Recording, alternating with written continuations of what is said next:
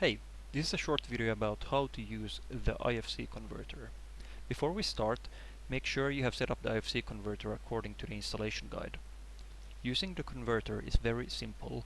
First you need to have an IFC file, and we can get one from the link in the description. Let's see. Let's download this one here. And then let's open up the downloads folder and unzip this file.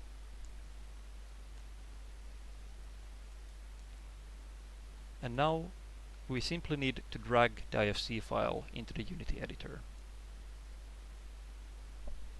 The converter starts automatically when you do this.